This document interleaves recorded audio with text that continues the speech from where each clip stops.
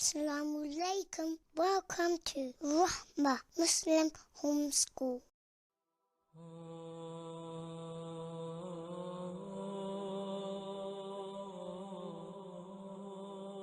It was on one starry night in the city of Makkah that a very special child was born.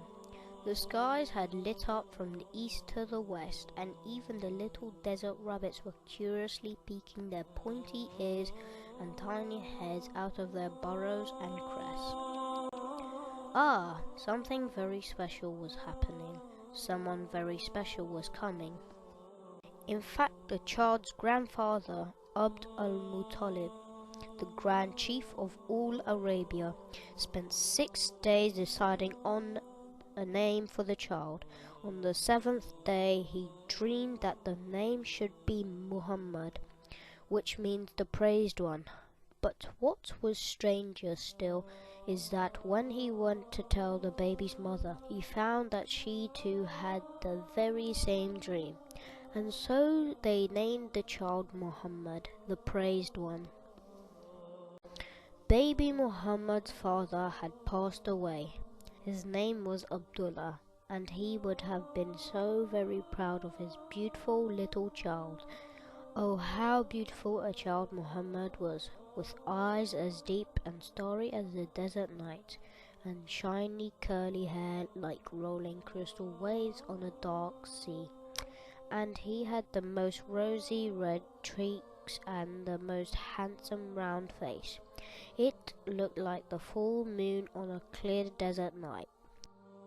It was the custom in those days for the women of the city to send their young children into the desert villages where the air was fresh and the food healthy. And also because amongst the village folk the Arabic language was spoken very beautifully. The children would grow healthy and strong while they were there. Once every year, the desert woman used to come to Mecca and collect the young children. But Amina was a poor widow.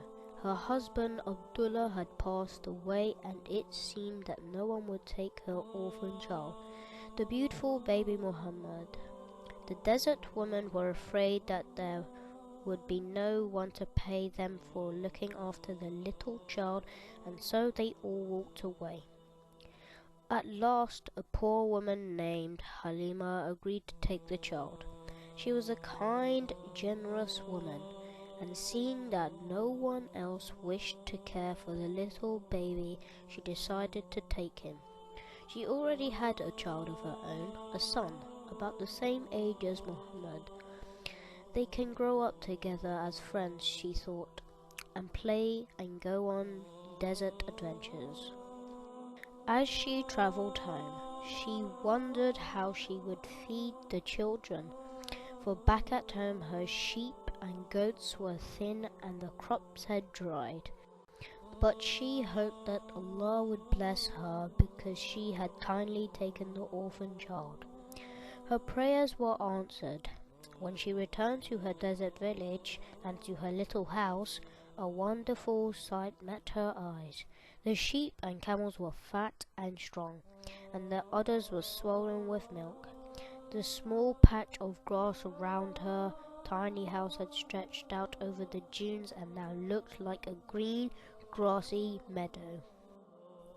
The date palms too were bending over, heavy with all their juicy dates, and her house was full of every enjoyable thing, and bright and happy too. This was a miracle, and Halima knew why. There was something very special about Amina's beautiful child, something wonderful indeed. From that day, the little house in the little village in the desert was the happiest and brightest in the whole wide world, and in it 2 little boys grew up healthy and strong. Happy moments and happy days and months passed by, and after 4 years Halima was on her journey back to the city of Makkah. The time had come to return the beautiful baby Muhammad to his mother, but now he was a handsome little boy. Muhammad had grown up to be a loving and gentle child, with best of manners and the purest of heart. Lady Amina was overjoyed.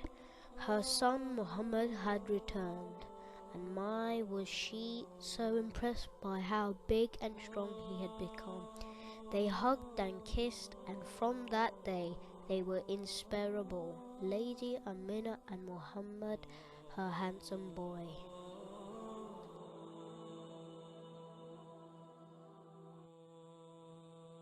Thank you for watching. For more information, please visit www.rahmamuslimhomeschool.co.uk.